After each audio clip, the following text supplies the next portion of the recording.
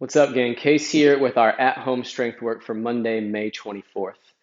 3 rounds today, 5 strict press with a tempo, 3-second hold over top, 3 seconds on the way down. If you have 2 dumbbells, let's go with the double dumbbell route. If you only have one, then you can do 5 on one side and then 5 on the other side. After that, we've got 8 dumbbell lat pullovers where you'll be laying on your back, really trying to squeeze these muscles on the side of your back as you pull that dumbbell over your sternum. And then you'll finish up with 8 split stance rows today. On those strict press, hip width stance, when the skeleton is stacked, so your femurs are right over top of your knees, right over top of your shins, right over top of your heels. That's going to be your strongest pressing position. Before you go, lock out those knees so you're squeezing your quads tight, you're squeezing your butt tight, and you're squeezing your belly tight so you're bringing those ribs down some. Tall head still, but we don't want to lose any of that position through our lower body.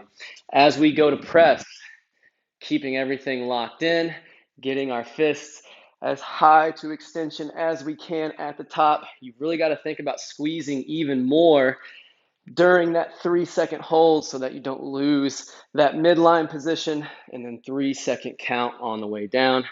Right back to the top, 3-second hold, 3-second count on the way down. Also, another thing you want to try for at the top is opening up that shoulder angle as much as you can so that bicep should be right back here by the ear in that finish position. After that, we've got 8 pullovers. We'll be on our back. So we've been doing a version of this for more core work the last few weeks with some plate lowering or dumbbell lowering. Today, we're not going to worry about holding that lower half quite as tight. So we're going to keep feet on the ground. We're going to target lats a little bit more. Start with dumbbell just over top of the sternum. We still want to squeeze belly tight and get that low back on the ground. You can have a slight bend in your elbow on these. Really think about contracting this muscle down the side of your back as you come back over your sternum. Stay slow and controlled on these reps. If you want to try for a little more range of motion, you can hold each head of the dumbbell on the side. Just make sure that we're not letting our armpit wing out in the bottom. We want to try to keep that shoulder down and back, armpit facing forward as we reach overhead. From there, we've got 8 split stance rows. Go about as heavy as you can on these rows today, still being able to complete those 8 reps.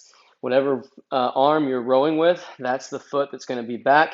We need to think about bending our knees and pushing our hips back in this position so that we can find that flat low back. Don't let the back arch. Keep that belly tight so that it stays neutral. And then in that bottom position, we want the arm to reach long. We're going to pull to the top, keeping the elbow tight to the side.